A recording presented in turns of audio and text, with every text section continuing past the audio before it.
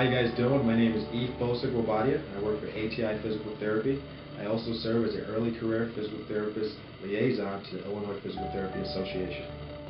ATI Mission Works is it's a program that the company started about a year ago, and me and another physical therapist, Nate Lenny, we went to a trip in Colombia, Cali, Colombia, and it was a great trip. We learned a lot. We were very excited. And when we came back, we talked to some of the leaders in our company. Said we had a great time, we learned a bunch, and we really took it to the next level in some aspects.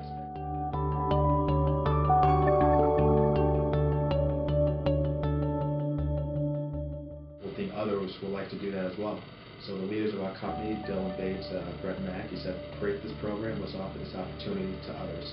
So right now our theme has been mainly Latin America. That's where we first delved in, and we've been able to make some good relationships, develop some good relationships and some good contact points. And Guatemala, there's just been this special bond. We've seen the service, we've seen that there's services that need to be done. We've seen there's needs that need to be filled, and we're just trying to fill it a little bit at a time. One day, while we're down there in Zacapa, we were setting up in the community center, and one of the guys in the town that lived in the village that we went to, it was a different village, he comes up to me and another physical therapist, and he says, there's an older lady in town who needs help, who needs rehab, she needs something. Would you mind going to see her, because she doesn't have the energy or the strength to make it down to you? And of course, I said of course. So me and another physical therapist, we walked about a half-mile into town and up a hill to this lady's house, in which she was living with her family. And it was then that they told us her story. She had a stroke about 2 or 3 years ago, and within that day or the next day she was taken to the hospital.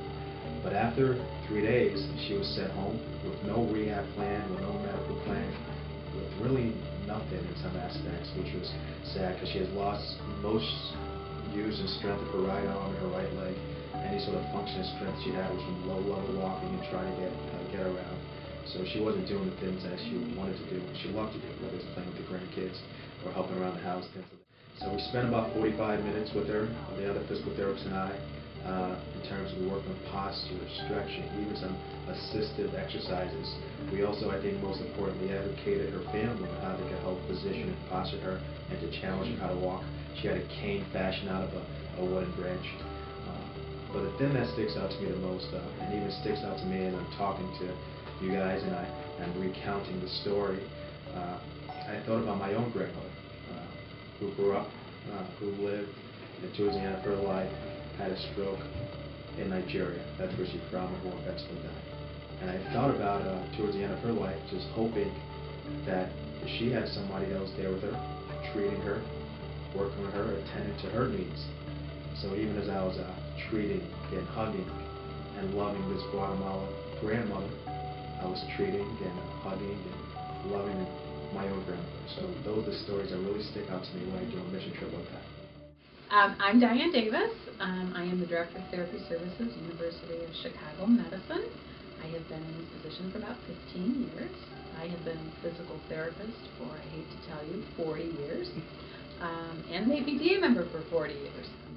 In January of 2010, you're well aware there was a big earthquake in Haiti, and this organization, the University of Chicago, along with Harvard Health Initiative, put together some teams of interdisciplinary folks to go over to Haiti to help with actually disaster relief. So it was actually right after the hurricane, the earthquake, in order to actually do recovery and disaster work. So I was the second team that went. The first team was mostly orthopedic surgeons and nurses. While they were over there, they called back and said, we don't need any more doctors, we don't need any more nurses, we need somebody who can help get these people up off the ground and get them moving again. I think, we saw anything from very old people to very, very young people. Of course, the children always get your heart. There were a couple of very special little boys that both Sean, the occupational therapist, worked with and I worked with. They were always positive, and I wonder what's happened to them now.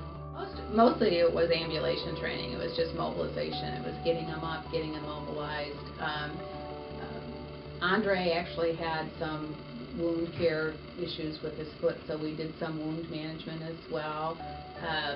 Rochelle, we actually ended up taking him out of his cast. He was in a body spica. We ended up helping the physicians get him out of that cast, get him cleaned up.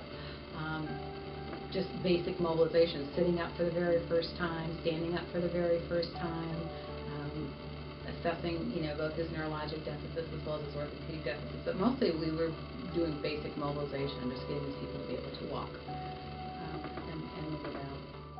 So we make no choice. The reason why I choose to volunteer my time of service, it just makes sense. It's just something that's always makes sense to me. I talk about the moniker being men and women for others. I would give my parents some credit in terms of we were raised to really share and give back and ask yourself, what can you do for others? How are you making your team better, your community better? How are you making the world better? And it's a big world with a lot of big problems. But through some of these mission trips, you start to scratch the surface a little bit. And whether it's just one person on one trip that you affect, that you spend 45 minutes for, that you get directed care, treatment, and love, I think that makes a difference. So these shorter term trips have been shorter terms, and like I said earlier, and like I'm saying now, we're starting to get more curious. How can we have a bigger impact? How can we bring people together?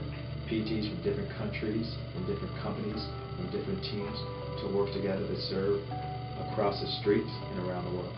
So that's the why.